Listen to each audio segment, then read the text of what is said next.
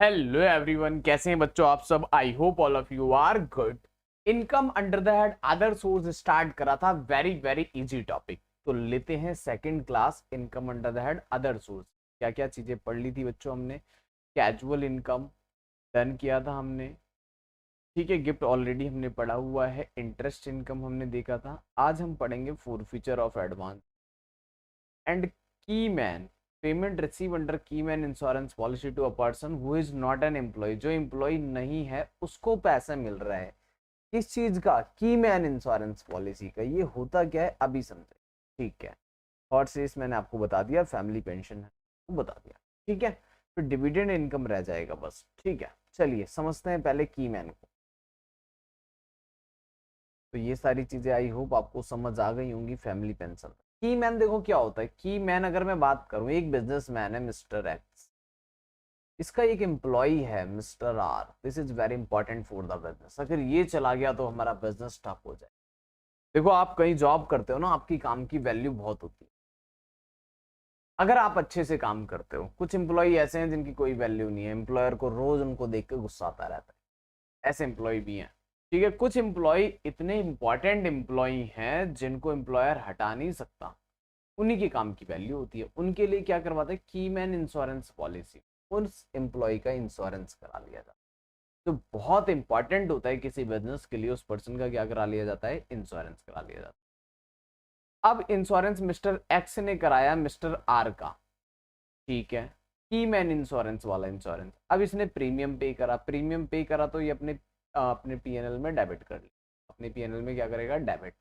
अगर इसको payment receive हुई है इंश्योरेंस कंपनी से मैच्योरिटी पे, तो वो इसकी इनकम हो जाएगी बिजनेस। अगर एम्प्लॉय को मिला है वो पैसा, एम्प्लॉय को मिला मैच्योरिटी पे, तो वो इसकी इनकम हो जाएगी सैलरी में। कोई और पर्सन है बिजनेस के बाहर, अदर पर्सन, एम्प्लॉय नहीं है, लेकिन बिजनेस के लिए बहुत इंपॉर्टेंट है, बिजनेस के लिए बहुत इंपॉर्टेंट है। देखो अगर उसको मिला है तो उसकी income under the head other source होती है।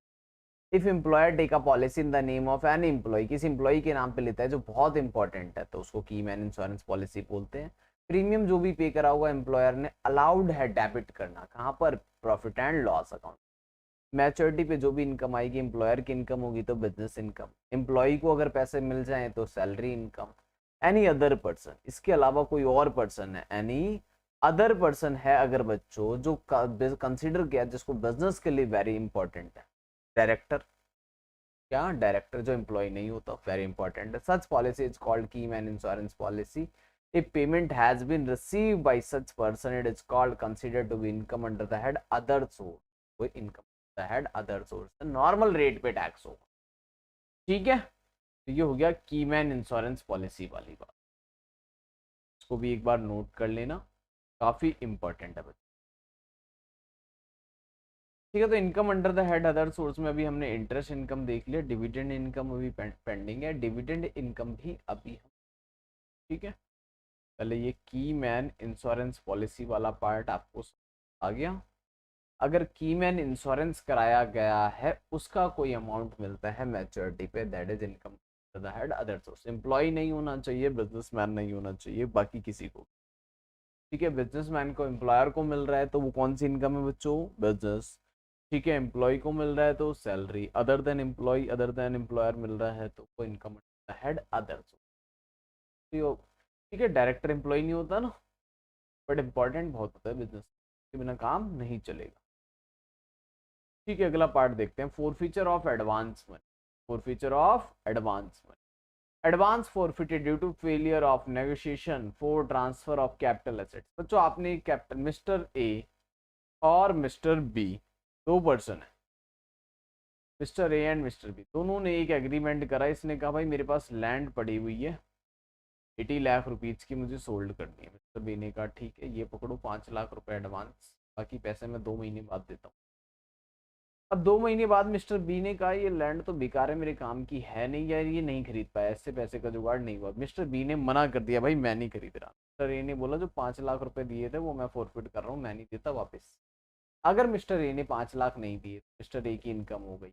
वैसे तो ये कैपिटल गेन की ट्रांजेक्शन थी, कैपिटल एसेट्स बेच रहे हैं, ठीक है बच्चों। कौन सी एसेट्स हैं, मान लो बिल्डिंग है, ये कैपिटल एसेट्स बेच रहे हैं, तो कैपिटल गेन में आना चाहिए था, पहले कैपिटल गेन में ही आता था, बट अभी कैपिटल गेन में नहीं। एडवांस अगर आपने किसी का रख लिया पैसा तो वो इनकम फ्रॉम अदर सोर्स माना जाएगा, income from other source. Mister A has into an agreement to sell any capital asset, some advance money was receive but the buyer ने मना कर दिया बाद में खरीद। आपने जो एडवांस लिया था, मान लो आपको अपनी कार बेचनी है, ठीक है, आपने कार बेची 5 लाख की, पर एडवांस ले लिया किसी से 1 लाख, बाकी पैसे वो नहीं दे पाया, आपने उसके 1 लाख रुपए भी रख लिए। ये वाली इनकम कौन सी है? Income from other source. Forfeit amount shall be considered to be income under the head other source. ठीक है, सिंपल सा पार्ट है, देखिए नोट करिए। ठीक है बच्चों, अगर आप किसी का एडवांस मनी भी फोरफिट करते हो तो वो भी कहां पे टैक्सेबल होगा? Income under the head other source. वो भी क्या माना जाएगा? Income under the head other source माना जाएगा। ठीक है, अब देखो बच्चों क्या होता है income under the head other source. हमने इसमें क्या सीखा? इंटरेस्ट इनकम आ रही है, कैजुअल इनकम आ रही है, मेंटेनिंग ऑफ रिसोर्सेस है, मेंटेनिंग ऑफ रिसोर्स, ये सारी चीजें हैं।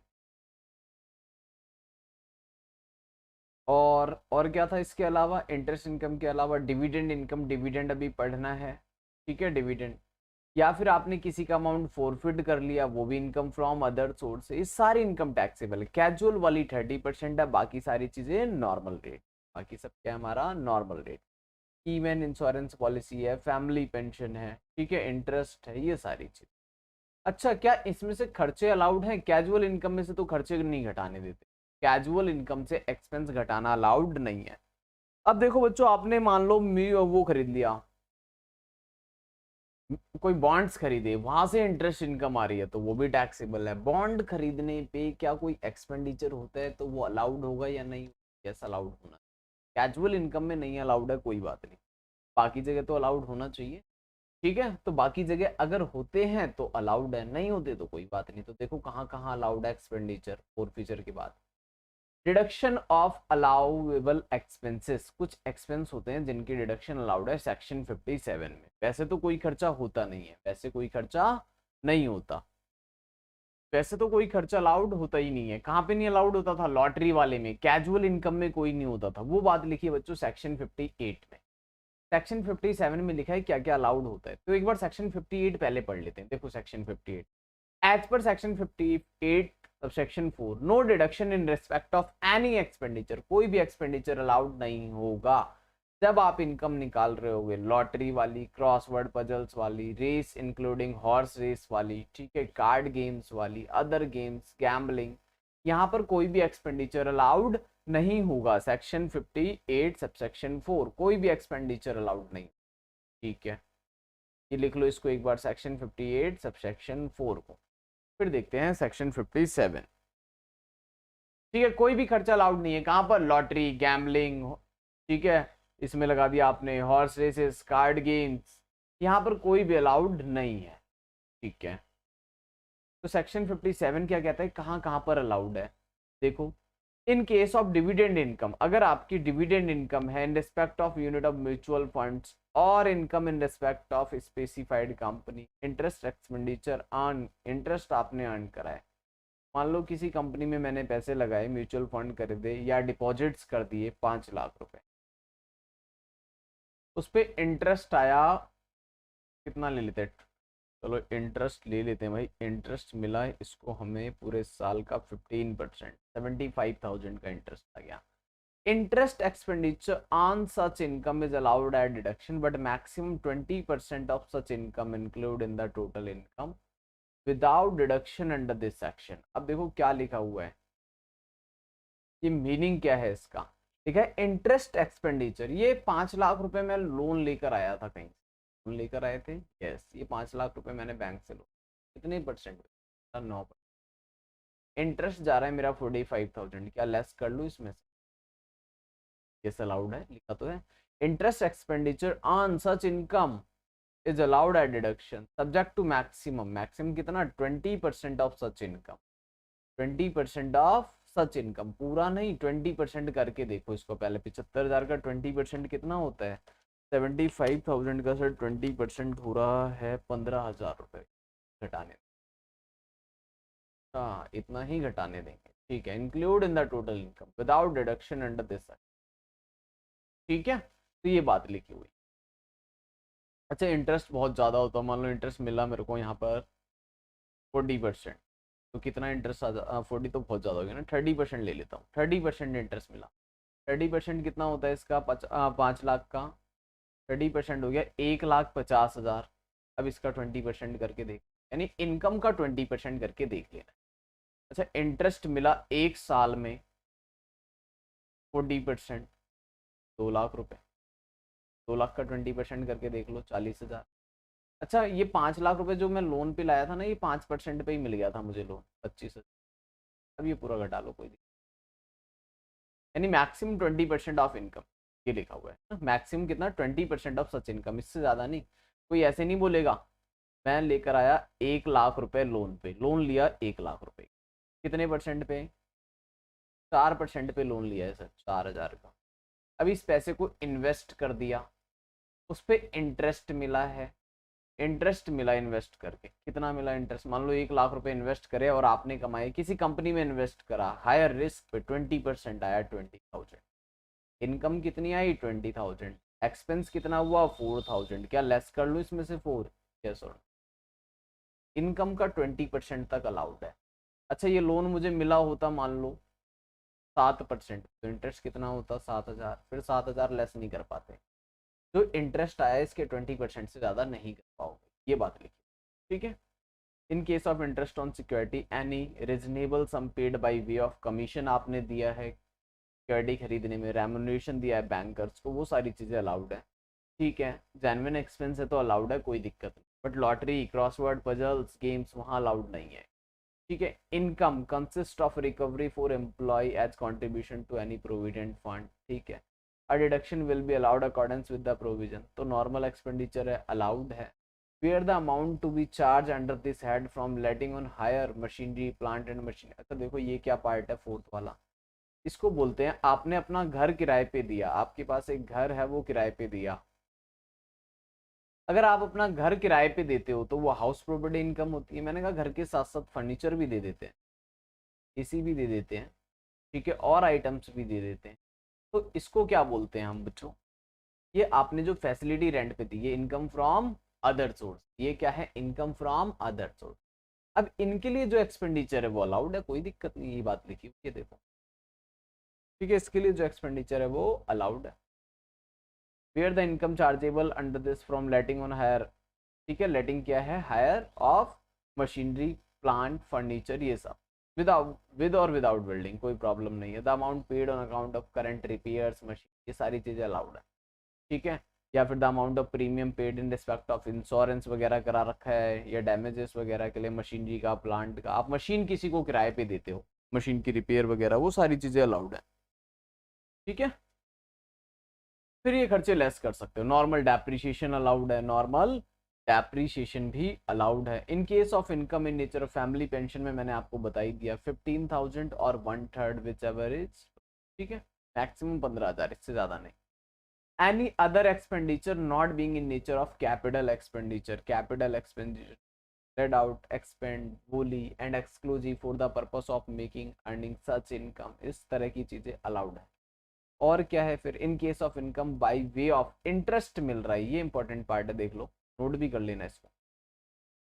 तो एक क्वेश्चन ये भी बन गया हमारा, अगर इंटरेस्ट मिल रहा है किस पे, on compensation, enhance compensation receive chargeable to tax under section. देखो इसकी कहानी क्या है एक्चुअल, आपके पास एक लैंड है दिल्ली के अंदर, गवर्नमेंट को चाहिए वो लैंड, गवर्नमेंट ने वो आपसे ले ली, गवर्नमेंट कहती है लैंड मुझे दे दो भाई, ये जमीन हमें चाहिए, आप बैठे हो कह रहे हो हम नहीं देते, लेकिन गवर्नमेंट ने मांगा है तो देना पड़ेगा, कंपलसरी एक्विजिशन कर सकती है, गवर्नमेंट के पास राइट होता है अब ये लैंड, लेकिन आपको कंपनसेट कर देंगे। आपको लगता है आपकी लैंड है 10 करोड़ की, पर गवर्नमेंट ने आपको दिए सिर्फ 2 करोड़ रुपए, आपने कोर्ट में की, धीरे धीरे कभी जाकर 4-5 साल बाद गवर्नमेंट ने 5 करोड़ रुपए आपको और दे दिए, इनहेंस कंपनसेशन दे दिया। ठीक है, इनहेंस कंपनसेशन मिला, आपने कहा ये 5 करोड़ मेरा गवर्नमेंट ने 3 साल से रखा हुआ है, इस पे इंटरेस्ट भी, इंटरेस्ट ऑन इनहेंस कंपनसेशन, इस 5 करोड़ के ऊपर आपको 10% जो भी है इंटरेस्ट भी मिल गया, मान लो पिछले 3 सालों का, ठीक है, 5 करोड़ के ऊपर 10% इंटरेस्ट भी मिल गया, वो इंटरेस्ट इनकम कौन सी, आपकी इनकम फ्रॉम अदर सोर्स, तो वो भी टैक्सेबल होगा। बट उसमें क्या कोई डिडक्शन अलाउड है? Yes, deduction of 50% of such income, no deduction would be allowed any other clause, ठीक है। बाकी कुछ एग्जाम्पल भी देख लो 145B एक बार। As per section 145B, interest received for payment of compensation from government or other similar agency in connection with compulsory acquisition land building कुछ भी है, ठीक है, तो 50% अलाउड है। कितने परसेंट अलाउड है बच्चों? 50%, ठीक है। तो ये पार्ट अपना डन।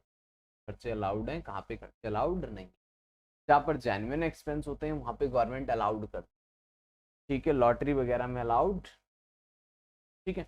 चलिए फिर नेक्स्ट पार्ट में देख लेंगे हम अपना डिविडेंड वाला पार्ट, देन ये पूरा अपना कवर हो जाए।